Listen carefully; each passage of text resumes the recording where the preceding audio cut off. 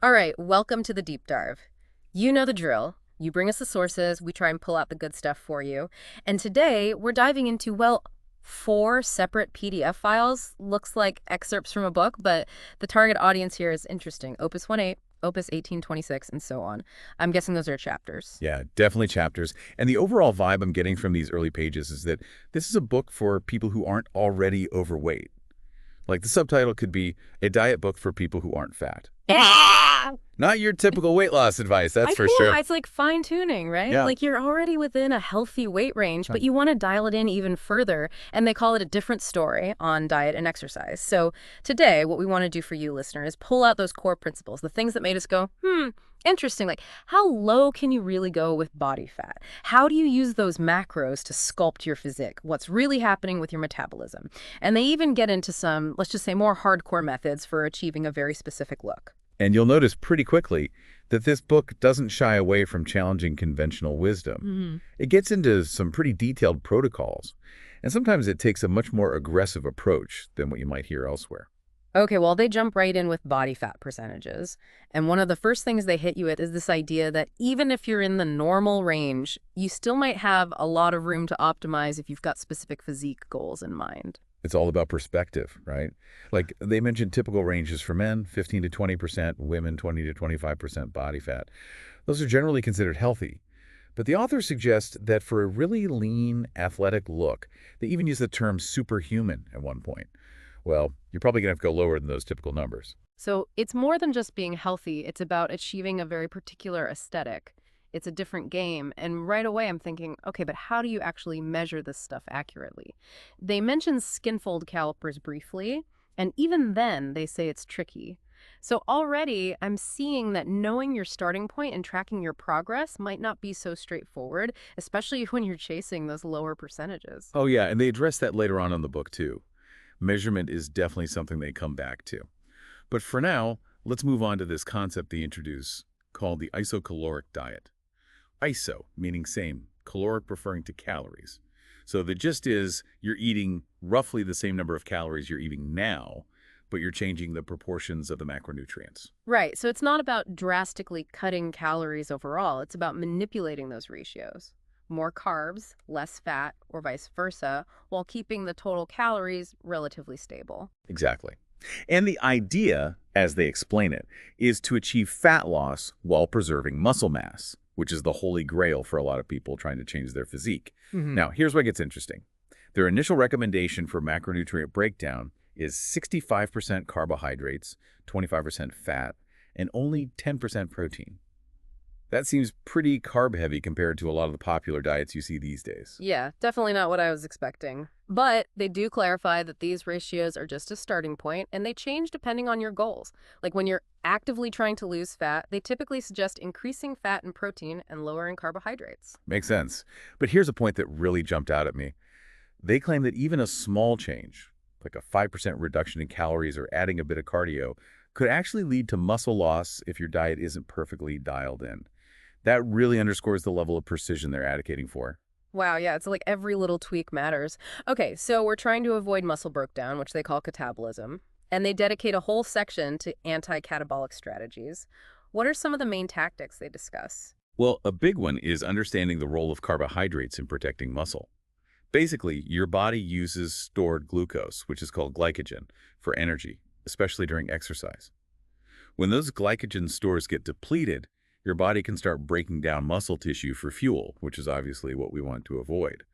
So strategically timing your carbohydrate intake to keep those glycogen levels topped up is crucial for preventing muscle loss. Interesting. And one of their specific tactics is minimizing insulin secretion. How does that tie into muscle preservation? They recommend focusing on carbohydrates that have a lower glycemic index, which means they cause a more gradual and stable rise in blood sugar and insulin levels. The idea is to avoid those rapid spikes and crashes in blood sugar, which they suggest can create a hormonal environment that's less favorable for holding on to muscle mass. I see. So it's about keeping things steady and avoiding those big swings in blood sugar and insulin. Right. And then they have this strategy called preserve glucose. Now, that might sound a bit odd when you're trying to lose fat, but bear with me. Yeah, I was wondering about that one. How does preserving glucose help with fat loss? Well, what they're getting at here is promoting your body's ability to use fat for fuel instead of relying so heavily on glucose. So they suggest a higher fat, lower carbohydrate approach. They're not necessarily advocating for full-blown keto all the time at this point, but they're trying to encourage your body to become more efficient at burning fat, which in theory would spare your muscle tissue. Okay, that makes sense. It's like training your body to tap into those fat stores more effectively. Exactly. And finally, they talk about reducing the stress of cortisol. Cortisol is a stress hormone that often gets a bad rap in the fitness world because it can have catabolic effects, meaning it can contribute to muscle breakdown. So they emphasize things like avoiding overtraining, which can help manage cortisol levels. And interestingly, they also hint at the potential use of anti-catabolic supplements to further help control cortisol, although they say they'll discuss those in more detail later in the book. All right, so we're being very mindful of not losing muscle while trying to reduce body fat. But what about our metabolism? Doesn't that tend to slow down when we cut calories? How does the book address that whole metabolic rate thing? That's a really important point, and they definitely don't shy away from it. They acknowledge that when you're dieting, especially if you're significantly reducing your calorie intake, your metabolic rate, which is basically how fast your body burns calories, can indeed decrease. It's a natural protective mechanism your body has to conserve energy. Makes sense. Our bodies are pretty smart about trying to keep us alive, even if it means holding on to a few extra pounds. Right. And they bring up thyroid hormones, specifically T3 and T4, as key players in regulating your metabolism. They explain that low-calorie diets can sometimes mess with the production and conversion of these hormones, which can then lead to a slower metabolism, making it even harder to lose fat. Oh, I see. So it's like a double whammy. Yeah. You're eating less, but your body is also burning calories more slowly. And they suggest tracking basal body temperature. That seems a bit old school. It is a less direct method, but they propose that consistently tracking your basal body temperature, first thing in the morning before you get out of bed, can give you some clues about your thyroid function. If your temperature is consistently low, it might suggest your thyroid isn't working as efficiently as it could be. They also mentioned the free T3 test, which is a more direct and accurate way to measure active thyroid hormone levels. So they offer both a low-tech and a more sophisticated approach to monitoring this. Okay, so it's like a little detective work to figure out what's going on with your metabolism. Now let's talk about something that I think a lot of people struggle with. Losing stubborn fat, especially in the lower body. Oh yeah, they dedicate a whole section to this, and it gets pretty interesting. They introduce the role of adrenaline, which is also known as epinephrine, and how it interacts with different types of receptors on fat cells. These receptors are called alpha-1, alpha-2, beta-1, and beta-2, and they're involved in the process of lipolysis, which is the breakdown of fat. Okay, so adrenaline helps us burn fat, but what's the deal with these different receptor types? Why are some fat deposits so stubborn? Well, their theory is that fat cells in different areas of the body might have a different mix of these receptors. They specifically suggest that lower body fat cells tend to have a higher concentration of alpha-2 receptors. And here's the catch. Alpha-2 receptors can actually inhibit lipolysis, meaning they make those fat cells less responsive to adrenaline's fat-burning signals. So it's not just about the amount of fat, it's about how that fat responds to our hormones. And then they start talking about thermogenic agents and manipulating body temperature as potential strategies to target these stubborn areas. How do those fit in? The idea is to potentially overcome the resistance of those alpha-2 receptors by increasing thermogenesis, which is basically heat production, in the body. This increased metabolic activity might help boost fat loss in those areas that are typically harder to budge. And this is where they start to get into some stronger substances, right? They mention ephedrine, caffeine, and aspirin, which is often called the ECA stack. Yes. They present these as potential thermogenic aids. Ephedrine, while facing legal restrictions in many places, is a beta agonist, meaning it can stimulate those beta receptors involved in fat breakdown. Caffeine, we all know, is a stimulant that can increase metabolic rate and has some mild fat-burning effects. And aspirin is included for its potential to enhance the effects of ephedrine and caffeine. Interesting. And then they even mention clenbuterol, which is a pretty serious substance, often associated with bodybuilding and performance enhancement. Right. They acknowledge clenbuterol's potency as a beta-2 agonist, noting its strong thermogenic and fat-burning effects. However, they also make it clear that this is a very powerful substance with potentially significant side effects, and it's not legal or recommended for use in many contexts.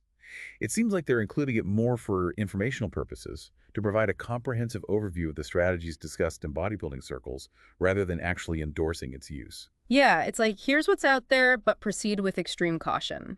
So all of this buildup seems to be leading up to their main event, Body Opus. But before we get into the nitty-gritty, what's the basic concept behind it? Okay, so Body Opus, as they describe it, is a system built around the manipulation of carbohydrate intake. It's cyclical, meaning you go through phases of very low carbohydrate intake, followed by strategically timed periods of higher carbohydrate intake, which they call carb-ups. And to understand the rationale behind this, they take us on a little historical detour, talking about early low-carbohydrate diets like Dr. Seal Harris's ketogenic diet. So this idea of strategically using carbohydrates isn't totally new. But what makes Body Opus different? What sets Body Opus apart is the level of structure and the specific timing of these carb cycles. The goal is glycogen supercompensation. During the low-carb phases, you're essentially depleting your muscle glycogen stores. Then, during the carb-up phases, you strategically overload on carbohydrates to refill those stores beyond their normal capacity. This, in theory, can lead to increased muscle size, fullness, and potentially even better strength and performance.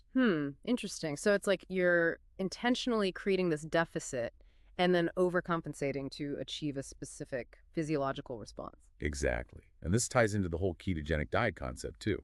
When your carbohydrate intake is extremely low, your body goes into a metabolic state called ketogenesis, where it starts producing ketones from fat as an alternative fuel source. They discuss the role of glucagon, which is a hormone that helps mobilize stored fat and becomes more active when insulin levels are low, like in a low-carb or ketogenic state. So they're essentially leveraging those metabolic pathways to their advantage. Gotcha. So Body Opus is the diet part, the carb cycling. But they also mentioned something called the rebound training system, which sounds like the exercise component. What's that all about? The rebound training system is their weight training approach designed to work hand in hand with the Body Opus diet. The key is adjusting your training based on which phase of the carb cycle you're in.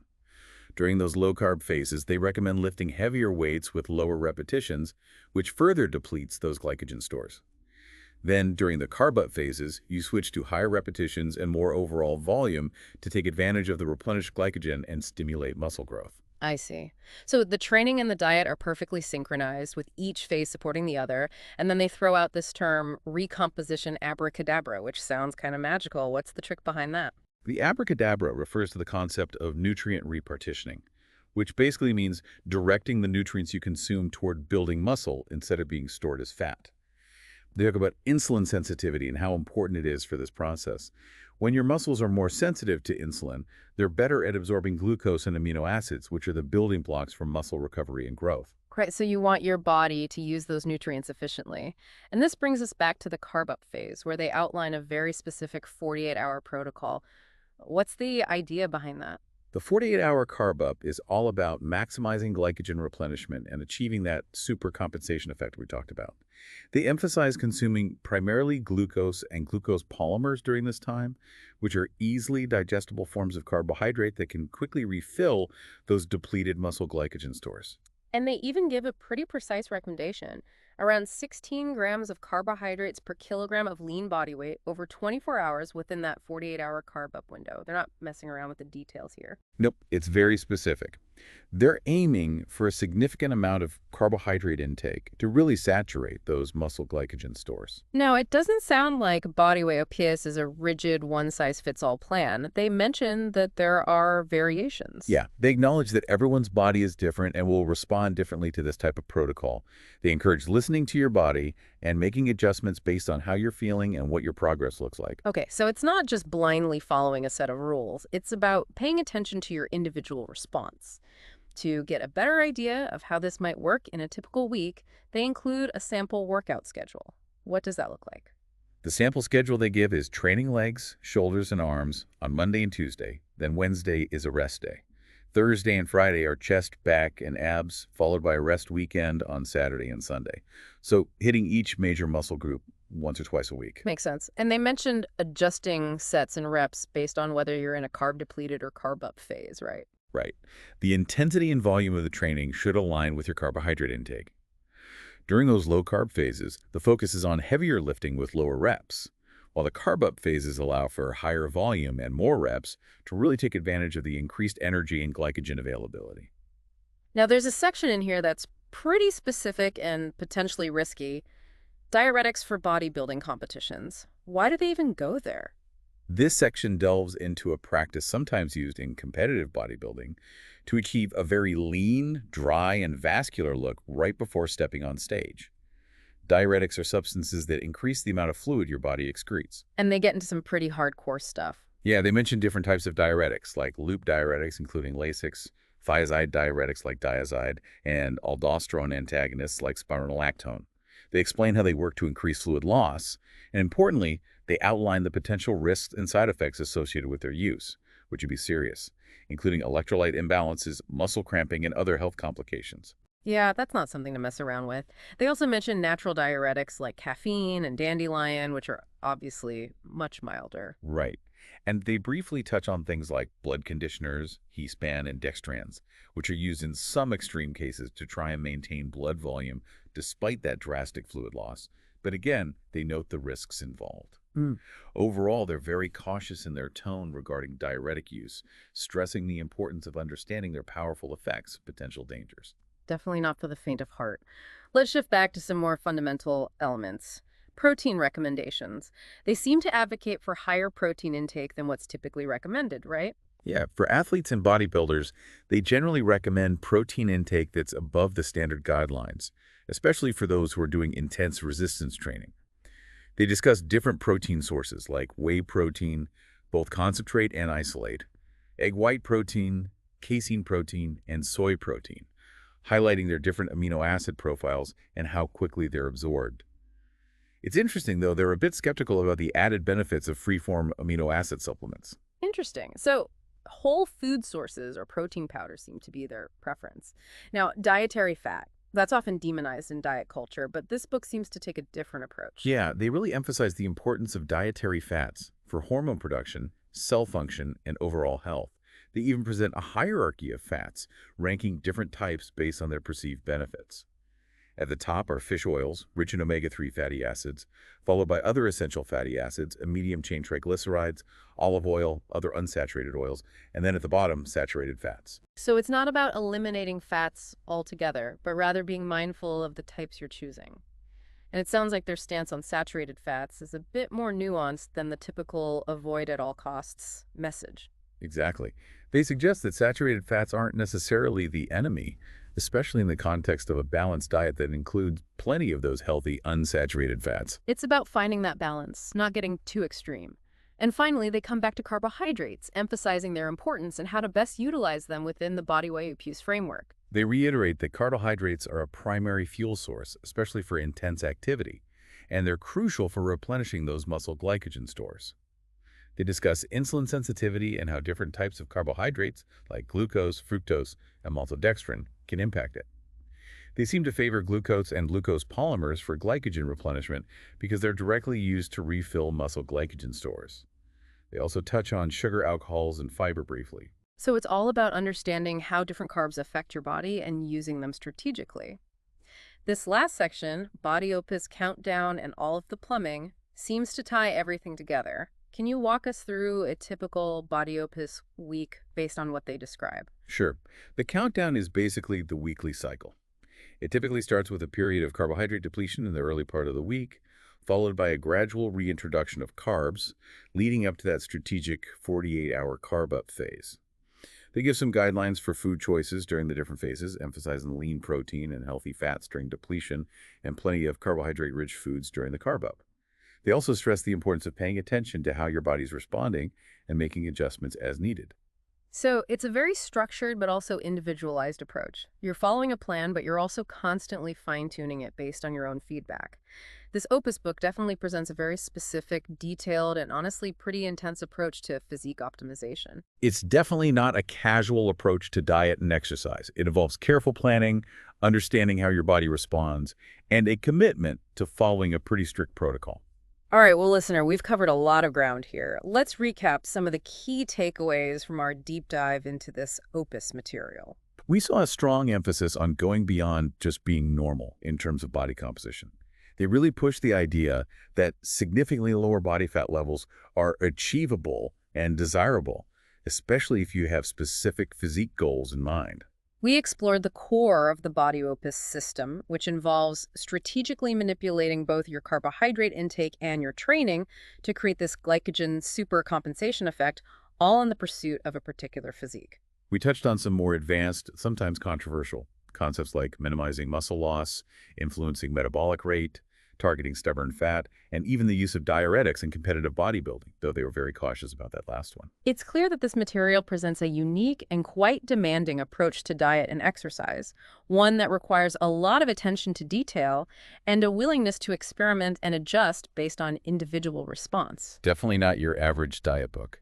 So here's a final thought for you to ponder. Considering all the details and the strategic manipulation discussed in this material, what's your own personal philosophy when it comes to optimizing your physique?